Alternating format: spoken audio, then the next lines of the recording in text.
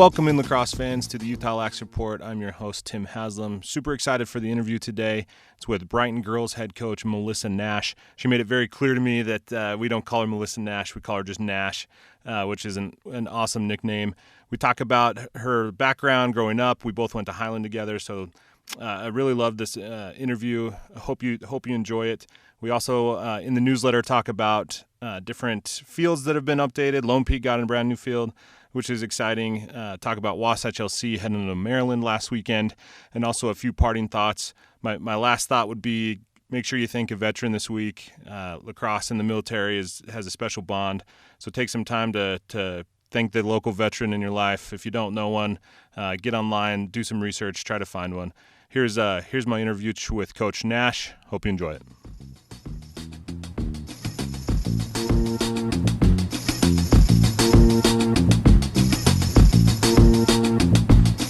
Welcome to the show, Coach. How are you?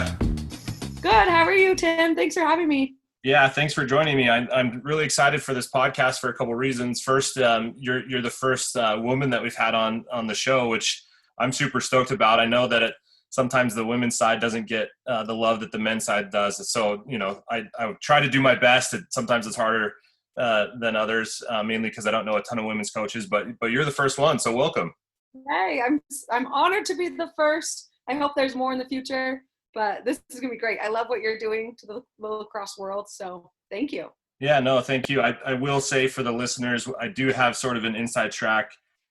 Coach Nash and I both went to Highland, and so we sort of just have that bond there.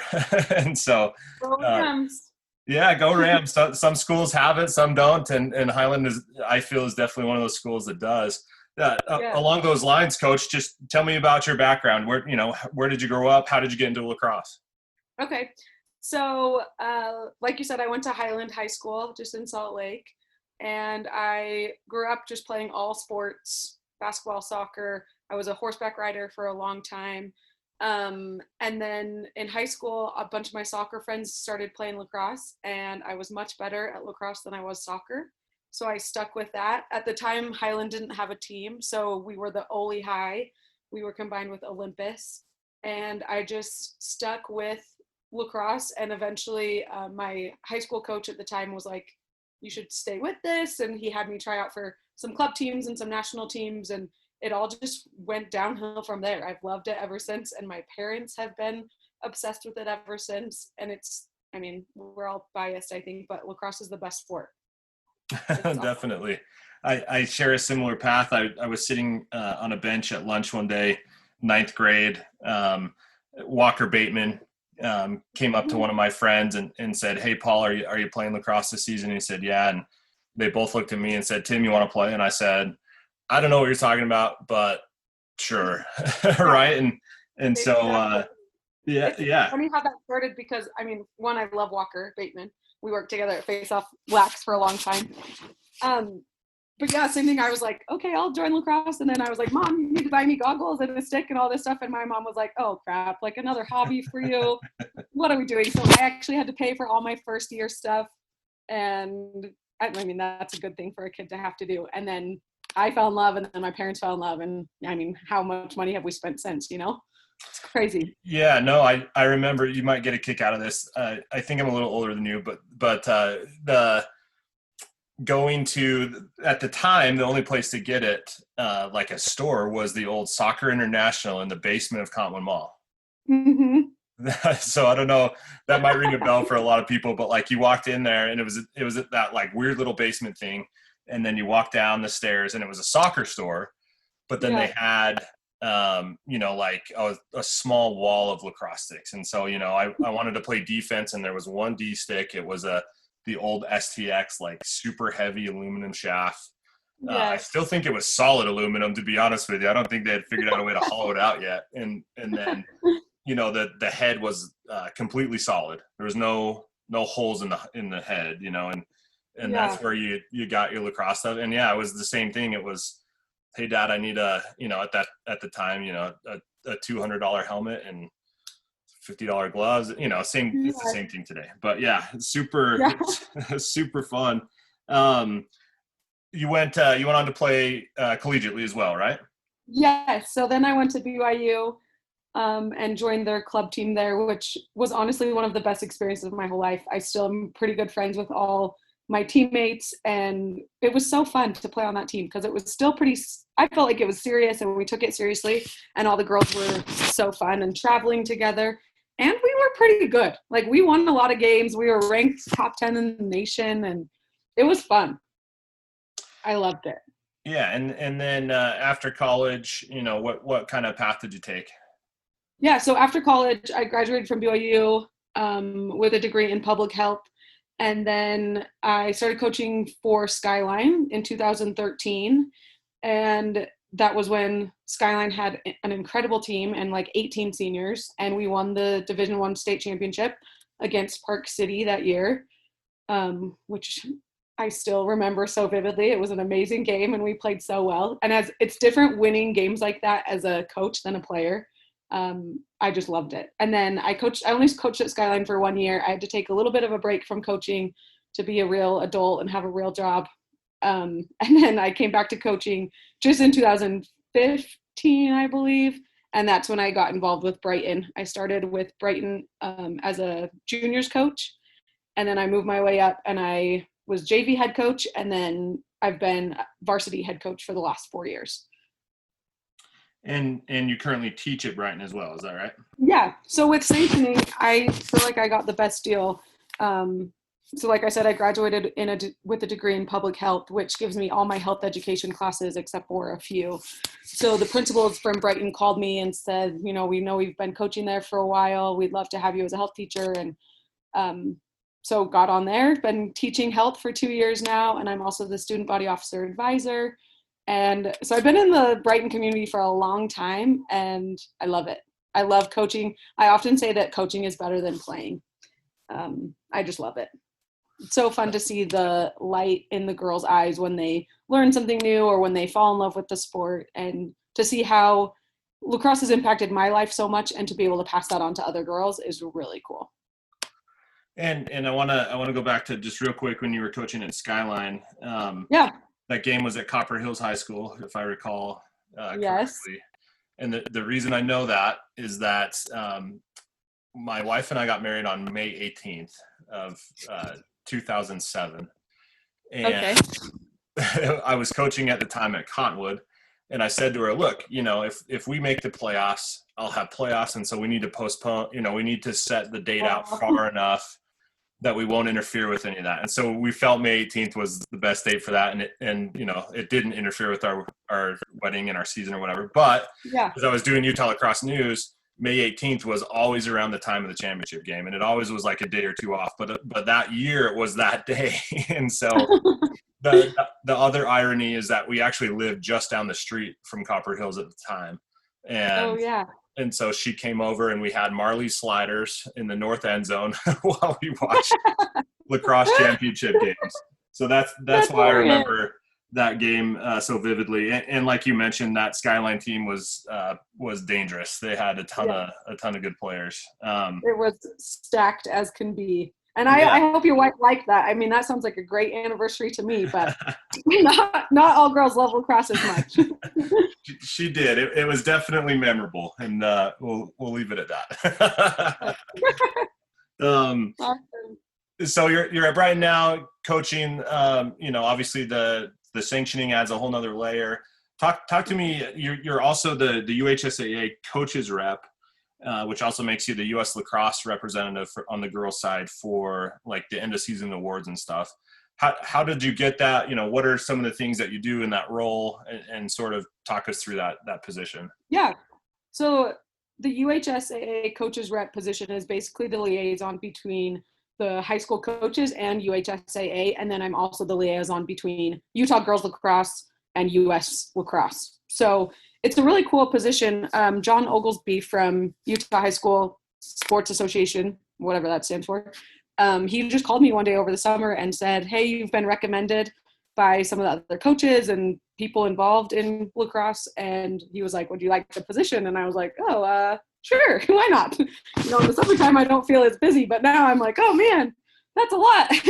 Right.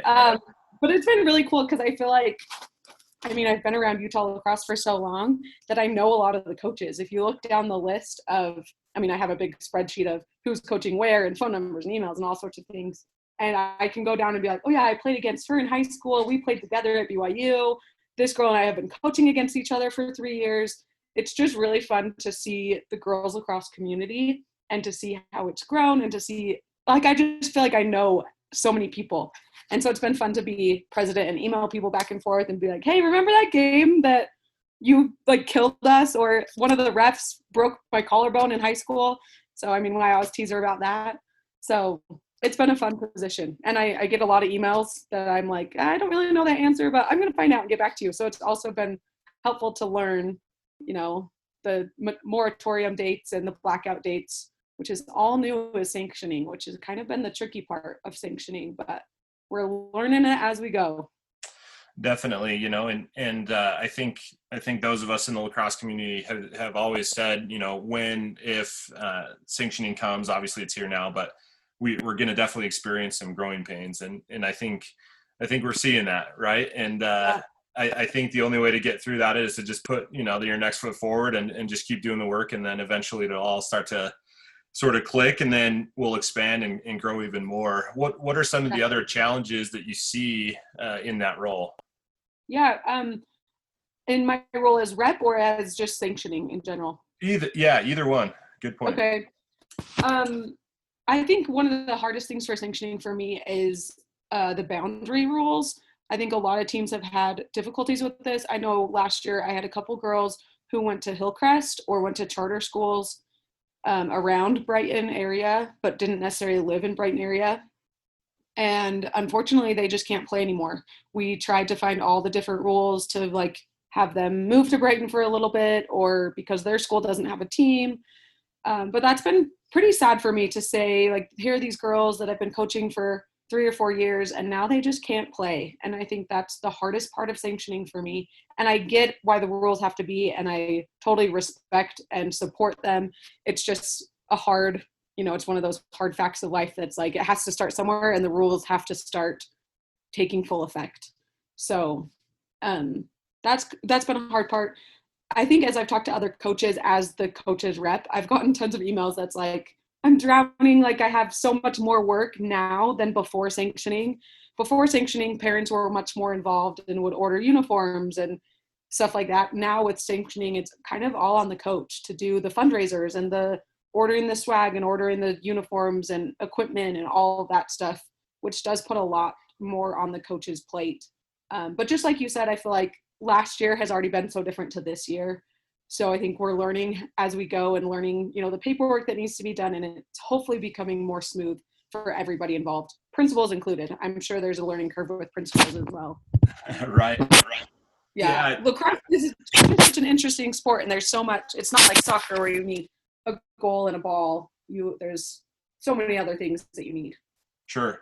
And I was talking to a parent over the weekend. I think that from what I've seen, there's schools, there's principals, ADs that have really embraced lacrosse, and then there's some who are just, you know, kind of doing the bare minimum. And I think it's up to us as the lacrosse community to show them, you know, hey, this is a great sport, and we feel that, you know, it should be a top priority at the school, and here's the reasons why, you know. And so I think as soon as we can do that, you know, we don't obviously do it forcefully or in a bad way, but as we can do that, I think that the ADs and principals will become more sort of open or accepting or helpful to our team. Exactly. I feel so lucky because the Brighton principals and AD are so supportive of lacrosse. Like, they are on board and they will do, you know, whatever I ask, really. And there's huge Brighton supporters. And I think it helps that Brighton has had such a big success, just a successful program for girls and boys in the last 10 or so years. So I think that definitely helps. But I agree. I think once ADs see the light and see the lacrosse, how amazing it is, I think everything will go smooth. Definitely. So switching gears a little bit, where do you see girls lacrosse in the next, you know, 5-10 years, specifically, you know, in Utah, but also just like with the different rules? You know, you talk to someone who haven't seen girls lacrosse or maybe seen it a little bit, and that's always the first thing they bring up. What are all these rules? Yeah. Why are there all these whistles? And then the thing that I'm curious about is the helmets, right? Because you have some states that have mandated it, like Florida, and then I've heard other states that want nothing to do with it. And so where do you kind of see that all falling? It's really interesting because this has been a debate for a long time. Like, I remember as a player talking about helmets, and I was like, I don't want to wear a helmet. Like, then girls are worried about what they look like and helmet head or whatever. And Sure. It's interesting that it's becoming more and more real as the years go on. I mean, I think you look at every high school team and there's a couple that wear helmets, a couple players on each team that wear helmets. Jackson Hole, my club team just played Jackson Hole, and all of their players wear helmets. And I think that's a team rule for them. And then, like you said, Florida, it's required in Florida. From my standpoint, I am not a huge helmet supporter because I think what I've seen is that it makes people think that they can play more dangerously. So I think it increases checks to the head and some of those dangerous things that they were trying to prevent. It almost makes girls feel invincible because like, I have a helmet on, I can like run through 10 sticks, when in reality that's not what we're supposed to be doing, like, obviously. So it will be interesting to see where the helmets go. I do support them for my players who have concussions. I have seen the level of concussions go up since in the last couple of years. I never had a concussion as a player, but every year I get a couple players who get a really, really good concussion. And they're hard to treat, they're hard to manage, and they're really hard as a student because it takes you out of homework and out of the ability to look at a screen and all that stuff, which with COVID, we're looking at screens a lot more now. So yeah, that's kind of where I stand on helmets. I definitely see them becoming more and more, just more apparent in the lacrosse world. And again, I don't tell my players not to wear them. I let them have a personal choice there. It will be interesting to see how it affects hearing. I feel like a lot of girls can't hear as well with helmets on, and that can impact just the level of play. So yeah, that's what I think about helmets. Interesting. What about like other rule changes? Is there anything you'd want to see? On the boys' side lately, it's been all about shot clocks or face-offs or the dive, or stuff like that. Any rules that, like, if you had the ability, the power to change, what would you change? That's a really good question. I honestly love the direction that girls lacrosse is going. The free movement rule that's been applied lately is amazing. It just speeds up the game and makes it less confusing, I think. It also lends some more strategy to be able to run back on defense and not stop where you are. Makes teams really have to work for those goals. So I think free movement is the best thing that's happened to lacrosse in a long time. One thing I miss a ton is the out of bounds rule. When I played in high school, there was no out of bounds. So I remember like sprinting as fast as I could, like around parents and through trees to just be the first. And then the ref would blow the whistle and be like, well, you were furthest to the ball, so you get it. I would love to see that come back. I think that added a different dynamic because no sport, like basketball, soccer, every sport, if you kick the ball out of bounds, it's the other team's ball. And I loved that rule because I felt like, because I'm fast, I can get so many balls like back to our team. So I would love to see that. Sure. As far as shot clock goes, I know that's a big conversation in like college lacrosse. I don't necessarily love that idea for high school because I think it's kind of fun to see the girls work it around and be like, well, this defense is really good, so we got to be more creative. So I think it would take away some of those opportunities, but it's definitely an interesting conversation for sure. Sure. You talked about how you're coaching club lacrosse. For those who don't know, what is the girls club lacrosse scene like in Utah? Yeah, it's growing a lot. It's interesting. It's changed in the past little bit. I coach for Utah Elevate, which is a team mainly on the east side. We have Olympus girls, Skyline girls, and Brighton girls mainly. And then, of course, a few Rams, who I try not to give favoritism to. Go Rams. But everyone probably knows Mamachi was the biggest club team in Utah. And a couple years ago, they no longer exist. They turned over to Tenacity. And that has caused some ripples in the lacrosse world. But there's there's club teams popping up all over, and it seems like almost every high school team has a club team so girls can continue to play year round. Like West Jordan plays in all the club or on all the summer tournaments just as a team themselves. And I think Harriman did that a couple times.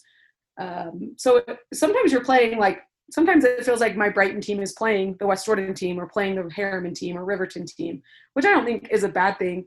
I love watching it grow and seeing parents fall in love with it and the girls just wanting more and more. And all the time my players are like, when's our next tournament? When are we going out of state? Like, what's next? I just want to keep playing more and more. And I mean, I wish club lacrosse when I played wasn't a huge thing. There was like the Utah national team and you went to Vail and Pennsylvania or wherever each year. And then that was pretty much it. But now there's so many local Utah tournaments. And I mean, you kind of end up playing the same teams each weekend. But it's still so fun. The more playing, the better, I think. Sure. Last question. What has been your favorite lacrosse memory? Oh my gosh, Tim, that's a loaded question. Yeah, I know. The first one that comes to mind is the state championship with Skyline. We worked so hard, and that was my first year coaching ever, so I felt like I really dove in and I watched film so much, and I made posters for our plays, and I was more of a defensive coach that year, which I never really played defense, so that was an interesting role for me. But we had this play called Duke, and it was a kind of like a stall play, like we need to kill time. And towards the end of the game, we called Duke, and we ran out like the last minute of time, and then we won. And just the feeling of running out to the field and winning a state championship and having my girls just jump around and be so excited. And then now it's still such a fun memory because I see those players around, and I'm like, hey, remember when? And I'm coaching with one of them right now on Elevate, and that's a really fun memory. But I have to give another one. Can I say one more? Yeah, definitely. So when I started coaching at Brighton, I started coaching the 7th and 8th graders. And so as I moved up coaching with them, last year they were seniors, and they got gypped on their senior season. And we were so excited to have their senior season. We had 9 seniors, and we'd been looking forward to their senior season, since they were 7th graders. And we had big plans. But coaching the same girls from 7th grade through 12th grade was such a cool experience. And I feel so close to those girls. And that's another amazing memory that I'll always have, just such a bond with those girls. And we still talk, and they're all in college now, and I've sent letters to a few of them, and we keep up through text, or like a couple of them have come to my house to hang out. So that's an awesome connection memory right there. Definitely, and I think that in talking to lots of coaches and coaching myself, that opportunity to be with teams for, and kind of follow them through it is unique, and it can definitely build bonds that move, that go beyond the lines essentially.